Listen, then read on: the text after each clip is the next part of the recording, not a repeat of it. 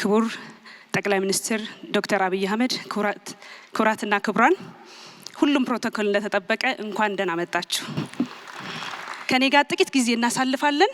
ይህም ቅድም ሚሪያም የጠቀሰችውን የዲጂታል ኢትዮጵያ 2030 ስትራቴጂዎቻችንን ኢኒሼቲቮቻችንን ተግባራዊ ለማድረግ ምን አስቻይ ሁኔታ ኢትዮጵያ አላት የሚለውን እናይና እንደዚሁም በ2030 ቁልፍ ወይም ዋና የምንላቸውን ግቦች ደግሞ እንደዚሁም አብረና ያለን ማለት ነው። ለአንድ ሀገር የዲጂታል ልማት የዲጂታል ኢኮኖሚ ግንባታ አካታችና ተደራሽ ለሆነ ፈጣን ለሆነ የኢኮኖሚ ግንባታ መሰረት የምንላቸው እንግዲህ ኮኔክቲቪቲ፣ ዲጂታል ኢንፍራስትራክቸር፣ ዲጂታል ፕላትፎርም እንደዚሁም ኤሌክትሪሲቲ ወሳኝ ነው ማለት ነው። ከዚህ አንፃር ኢትዮጵያ በባለፉት 5 ዓመት በዲጂታል 2025 ስትራቴጂያችን በርከት ያሉ ጉዳዮችን ፈጽማለች ከውናለች ማለት ነው። ባደረግነው መጠነ ሰፊ ማስፋፊያ አጠቃላይ የቴሌኮም አገልግሎት ተጠቃሚዎቻችን ወደ 97 ሚሊዮን የደረሱበት ሲሆን እንደዚሁም ደግሞ የኢንተርኔት ተጠቃሚዎች ወደ 57 ሚሊዮን የደረሱበት ነው። ይህ ቁጥር በየጊዜው እያደገ ዳይናሚክ መሆኑ ዲጂታል ኢትዮጵያን እውን ማድረጋችን እለት እለት ተጠናክሮ የቀጠለ መሆኑን የሚያሳይ ነው ማለት ነው። በዚህም በአጠቃላይ የሞባይል ተደራሽነትን ወይም ፔኔትሬሽን የምንለውን 78% ያደረሰን ሲሆን እንደዚሁም እያንዳንዱ ዜጋ ከዚህ ከተስፋፋው የዲጂታል ኢኮኖሚ እና ስርዓት ተጠቃሚ እንዲሆን የስማርትፎን ፔኔትሬሽንን በተለያየ መንገድ ለማሳደግ በወሰድነው እርምጃዎች ወደ 46% ማድረስ ተችሏል። እነዚህ ቁጥሮች ዝም ብለው ቁጥር አይደሉም። የዲጂታል ኢትዮጵያ ነርቮች ናቸው። ኢንፎርሜሽን ፍሎ የሚያደርግበት፣ ኢኮኖሚ የሚሳለጥበት፣ የሚፈጥንበት፣ ተደራሽና አካታች የሚሆንበት ማለት ነው። ከነዚህ ቁጥሮች በስተጀርባ ኢትዮጵያችን ከ22000 ኪሎ ሜትር በላይ የፋይበር ባክቦን ያላት ሲሆን እንደዚሁም ከ13000 በላይ የሞባይል ቢቴሶች ተተክለዋል ማለት ነው። ይህንን ለማድረግ እንዲሁም በከተሞች ሜትሮ የምንለው የብሮድባንድ አገልግሎት ለመስጠት ዛሬ ላይ ወደ 900,000 ደንበኞችን ኢንተርፕራይዞችን ኮኔክት ያደረገ ኢምፓወር ያደረገ ወደ 14000 የሚሆን የሜትሮ ፋይበር አለን ማለት ነው። ከዚህ በተጨማሪ እነዚህ የተደረጉ ማስፋፊያዎች ሁሉ በፖፑሌሽን ከቨሬጅ 99% ለማድረስ ተችሏል ማለት ነው። እንዲሁም የሞባይል ብሮድባንድ የምንለውን ከቨሬጅ ወደ 98% ማድረስ የቻልንበት ይህ ትልቅ ስኬት ነው ማለት ነው። ባለፉት 5 ዓመታት ካደረግናቸው መጠነ ሰፊ በቴሌኮም ዘርፍ የተደረገው ማስፋፊያ ከተሞቻችን ፈጣን የኢንተርኔት አገልግሎት እንዲያገኙ እድል ፈጥሯል። በዚህም ከ1030 በላይ ከተሞች የ4G አገልግሎት እንዲያገኙ ሆኗል። ይህ ማለት ወደ 76% የ4G ፔኔትሬሽን እንዲደርስ ሆኗል ማለት ነው። ከዚህም ባሻገር ኢትዮጵያችን በዓለም የዲጂታል ስኬፕ ላይ የራሷ ፉትፕሪንት እንዲኖራት ያስቻለው አንዱና መሰረታዊ ነው የምንለው 5G ነው ማለት ነው። እንዲሁም ባደረግነው ማስፋፊያ እንግዲህ ወደ 27 የሚሆኑ ከተሞች የ5G አገልግሎት እንዲያገኙ አስችሏል ማለት ነው። እነዚህ ሁሉ ፋውንዴሽኖቻችን ናቸው አሁን ለቀጣይ ለምናስበው ለዲጂታል ኢትዮጵያ 2030 ትልቅ ትልም ማለት ነው። ሌላው በባለፈው 5 ዓመት ካከናወን ነው መሰረታዊ የምንለውና ኢትዮጵያን በእጅጉ ለውጧል ብለን የምናስበው የኢትዮጵያን የፋይናንሻል ላንድስኬፕ በእጅጉ ለውጧል ብለን የምናስበው የሞባይል ማኒ የፊንቴክ መስፋፋት ነው። ቀደም ብዬ በጠቀስኳቸው የሞባይልና ሌሎች ኢንፍራስትራክቸሮች ላይ ቆመን በእጅጉ በጥሬ ገንዘብ የምንጠቀም ዜጎች ነበርን፣ ማህበረሰብ ነበርን። ዛሬ ላይ በጣም ባስገራሚ ሁኔታ ማለት ነው አጠቃላይ የሞባይል ዋሌቶቻችን አካውንቶቻችን ወደ 161 ሚሊዮን ደርሷል ማለት ነው። ይሄ ከህዝብ ቁጥራችን በላይ ማለት አስቡት። ባለፉት እንግዲህ በተለይም እንደነ ቴሌብር ያሉ ጌም ቼንጀሮች በመምጣታቸው ይህንን በእጅጉ ቀይሮታል ማለት ነው። ምን ማለት ነው ስንል ከዚህ በስተጀርባ ዛሬ ላይ የጂዲፒያችንን 82% ትራንዛክት እያደረግን ያለ ነው በዚህ ፕላትፎርም ላይ ቆመን ነው ማለት ነው።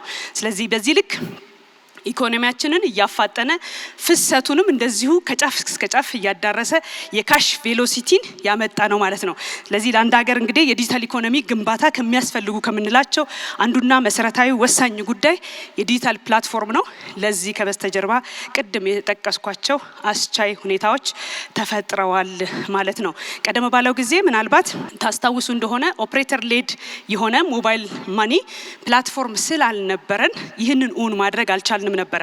ስለዚህ ፖሊሲዎቻችንን ማሻሻላችን እንዲያለ ፍሬ ለማፍራት ባጠረ ጊዜ ችለናል ማለት ነው። በባለፈው ዓመት ከዘረጋናቸው ከገነባናቸው ትልቅ የዲጂታል መሰረተ ልማት አንዱ የክላውድ የሞጁላር ዳታ ሴንተር ቲር 5 ድረስ የሆነ ቲር 3 5 ዴታ ሴንተሮችን የገነባንበት ከ7 ሜጋዋት አይቲ ሎድ ካፓሲቲ በላይ ደግሞ መሸከም የሚችል የክላውድ ካፓሲቲ የገነባንበት ነው ማለት ነው። ይህ በመሆኑ በርካታ ተቋማት የመንግስትም መንግስት ያልሆኑ ተቋማት በቀላሉ ወደ ዲጂታል ትራንስፎርሜሽኑ እንዲቀላቀሉና የገቨርንመንት ሰርቪስ በቀላሉ ዲጂታይዝድ እንዲሆን እድል ፈጥሯል።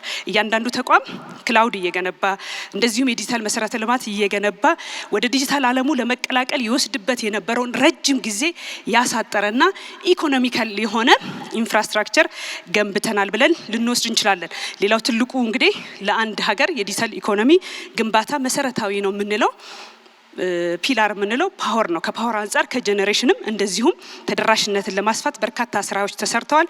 ይሄ ኦፍ ግሪዶችንና እንደዚህ ሚኒ ሶላር የምንላቸው ሳንጨምር ከ54% በላይ እንግዲህ ተደራሽነትን ለማምጣት ተችሏል። ስለዚህ ትንሽ በወፍ በረር ወደ ኋላ መሄድ የፈለኩት 2030 ለመናገር ነው። ከ2030 ምን እንጠብቅ እንደምትሉ አስባለሁ ማለት ነው። በባለፈው እንግዲህ 5 ዓመት የሰራናቸው ነገሮች ሁሉ ለዲጂታል ኢትዮጵያ 2030 መሰረት ጥለዋል ብለን እናስባለን።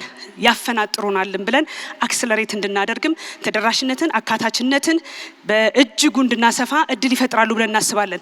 ስለዚህ በ2030 ተግባራዊ ስናደርግ ምን እንጠብቅ ስንል አጠቃላይ የሞባይል ተጠቃሚዎቻችን ቁጥር 128 ሚሊዮን ይደርሳሉ። በዚህም ደግሞ ፔኔትሬሽኑን 100% የምናደርሰው ይሆናል ማለት ነው። ስለዚህ ቀደም ብዬ የጠቀስኩት 4G ዛሬ ላይ 1030 ከተሞችን ተደራሽ ያደረገው በ2030 ዩኒቨርሳል አክሰስ ይሆናል ማለት ነው። ለምን ካላችሁ ያው እንደምታዩት 99% ስለሚደርስ ማለት ነው። የኢንተርኔት ፔኔትሬሽናችንም እንዲሁ 90% ይደርሳል። ይሄም ማለት ወደ 87 ሚሊዮን የኢንተርኔት ተጠቃሚዎች እንዲኖሩን ያስችላል በምናደርጋቸው ማስፋፊያዎች። በቀጣይም እንደዚሁ በምናደርጋቸው ማስፋፊያዎች ከ100 በላይ ከተሞቻችን የ5G አገልግሎት ተጠቃሚ ይሆናሉ። ይሄም በመሆኑ እንግዲህ የተለያዩ የ5G ዩዝ ኬዞችን ተግባራዊ እንድናደርግ እንደ ስማርት ማይኒንግ፣ ስማርት ኤዱኬሽን የመሳሰሉትን ስማርት አግሪካልቸር የመሳሰሉትን ቨርቹዋል ሪያሊቲን ሌሎችንም የኤአይ ኔቲቭ የሆኑ ሶሉሽኖችንም ተግባራዊ እንድናደርግ ደግሞ 5G የራሱን ሮል ይጫወታል። በዚህም በርካታ ከተሞቻችን ተጠቃሚ እንዲሆኑ ማስፋፊያዎች ይከናወናል። ሌላው መሰረታዊና ቁልፍ የሆነ ጉዳይ የስማርትፎን አዶፕሽን ነው። እንግዲህ በርካታ እርምጃዎችን መውሰድ ይኖርብናል። ማኒፋክቸር እስከማድረግ ድረስ መድረስ ይጠበቅብናል ማለት ነው ይህን ራዕይ እውን ለማድረግ። ስለዚህ በእነዚህ 5 ዓመታት በቀጣይ ማለት ነው በሚወሰዱ የተለያዩ ስትራቴጂክ ኢኒሼቲቮች ስማርትፎንን ለማሳደግ አዶፕሽኑን ወደ 85% እንደርሳለን ብለን አልመናል ማለት ነው።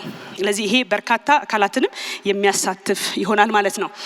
ቀደም ብዬ እንደጠቀስኩት እንግዲህ የክላውድ ኢንፍራስትራክቸራችን አሁን ላይ የደረሰበት እንዳለ ሆኖ በ2030 የታሰቡ በርካታ ጉዳዮችን ደግሞ እውን ለማድረግ እንዲያስችለን ማስፋፊያ ተጨማሪ ማድረግ ይጠበቅብናል።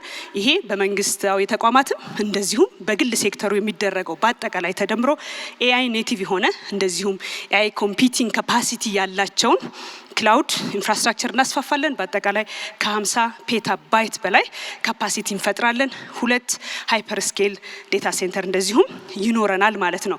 ይህ እንግዲህ ትልቅ አቅም ይፈጥርልን ይሆናል። አጠቃላይ የመንግስት አገልግሎቶች 98% የሚሆኑት ኦንላይን ይሆናሉ ብለን አልመናል ማለት ነው። በገጠር ያሉ ዜጎቻችን በዲጂታል ያለውን አገልግሎት ይበልጥ ተጠቃሚ እንዲሆኑ ደግሞ እንደዚሁ የዲጂታል ሴንተሮች ይኖሩናል። ወደ 90% ከቨሬጅ እንዲኖረው በዚህም ሰፊ ስራዎች እንሰራለን ብለን አልመናል በ2030 ማለት ነው። ከዲጂታል ፔመንት አንጻር ቀደም ብዬ የጠቀስኩት 82% እንግዲህ ወደ 750 ይመጣል ማለት ነው። የጂዲፒያችንን 750% በዲጂታል ፕላትፎርም ትራንዛክት እናደርጋለን ብለን አልመናል ማለት ነው። ዛሬ ላይም በነገራችን ላይ ትራንዛክት ያደረግነው ከጂዲፒው በላይ ነው አይደለም 18 ትሪሊየን። ስለዚህ ምን ያህል እንግዲህ ኢኮኖሚውን እንደሚያፈጥነው እንደ ፍሰቱ እንደሚጨምረው ግልጽ ነው ማለት ነው። ስለዚህ አሁን ያለውን ደግሞ እንደዚሁ በአርባንና በሩራል በከተማና በገጠር ያለውን የዲጂታል ዲቫይድን በምንወስዳቸው በርካታ ኢንተርቬንሽኖች ከ24 ወደ 8 እንደዚሁም በጾታም ያለውን ዲጂታል ዲቫይድ ደግሞ እንደዚሁ ከ10 ወደ 3 የምናወርድበት ነው። ለዚህም ነው ይበልጥ አካታች ተደራሽ ፈጣን ኢኮኖሚ ዲጂታል ኢኮኖሚ እንገነባለን ብለን የምናስበው። ስለዚህ ሁለንተናዊ የሆነ እድገት ይኖረናል ብለን እናስባለን ማለት ነው።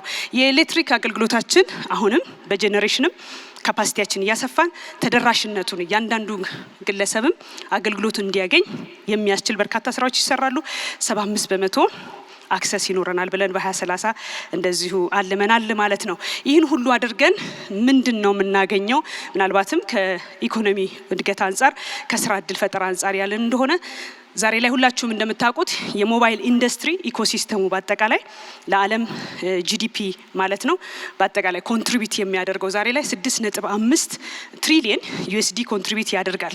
በ2030 11 ትሪሊየን ይደርሳል ተብሎ ይጠበቃል። አህጉራችን አፍሪካ ዛሬ የ2025 ሪፖርት አልወጣም። የ2024 እንደሚያሳየው 220 ቢሊየን ዩኤስዲ ለጂዲፒው ኮንትሪቢዩት እያደረገ እንደሆነ ኢኮሲስተሙ ያሳያል ማለት ነው። በ2030 270 ቢሊየን እንደሚሆን ይጠበቃል። ኢትዮጵያም የዚህ ተቋዳሽ ነው የምትሆነው፣ ድርሻ ይኖራታል ማለት ነው። የስራ እድል ከመፍጠር አንጻር በዓለም አቀፍ አጠቃላይ ኢኮሲስተሙ 30 ሚሊዮን ገደማ በቀጥታና በተዘዋዋሪ ማለት ነው የስራ እድል ፈጥሯል። በአህጉራችን አፍሪካ ወደ 11 ሚሊዮን በዓለም አቀፍ ደረጃ ካየነው በ2030 ወደ 40 ሚሊዮን ይደርሳል ተብሎ ይጠበቃል። በአህጉራችን አፍሪካ ኔት ከ3 እስከ 4 ድረስ ተጨማሪ የስራ እድል ይፈጥራል ተብሎ ይጠበቃል። ያ ማለት ወደ 15 ሚሊዮን። ኢትዮጵያስ የት ትደርሳለች ብለን ካሰብን በዚህ ስራ ዘርፍ ወይም ደግሞ በሞባይል ኢኮሲስተም ተጨማሪ 1.2 ሚሊዮን የስራ እድል ይፈጥራል ተብሎ ይጠበቃል ማለት ነው። ስለዚህ እየገነባን ያለ ነው የዲጂታል ኢትዮጵያ ለዜጎቻችን የስራ እድል የሚፈጥር አካታችና ተደራሽ የሆነ ኢኮኖሚን የምንገነባበት ፈጣን የሆነ ኢኮኖሚ የምንገነባበት ጭምር ነውና የጂዲፒያችን ቀመሩ እንግዲህ ወደ ዲጂታል ኢትዮጵያን ከጀመርን አንድ ስትራቴጂ ጨረስን። አንዱ መማር የሚኖርብን ካለም ቀመሩ ደግሞ እንዴት ነው የሚሰላው የሚለውን ማጥናት ይኖርብናል። ምክንያቱም አንዳንድ ጥናቶች እንደሚያሳዩት የዲጂታል ኢትዮጵያ 2030 ሲጠናቀቅ ኢኮሲስተሙ እስከ 10% የሚሆነውን የኢትዮጵያን ጂዲፒ ይሸፍናል ተብሎ ይጠበቃል ማለት ነው። ወይም ድርሻ ይኖረዋል ተብሎ ይጠበቃል። ይሄ ትልቅ እመርታ ነው የሚሆነው ማለት ነው። ስለዚህ በአጠቃላይ በ2030 ይሄንን እንጠብቃለን። ዲጂታል ኢትዮጵያ በአንድ በሁለት በሶስት ተቋማት የሚገነባ አይደለም። 25ም እንደሱ አልነበረም።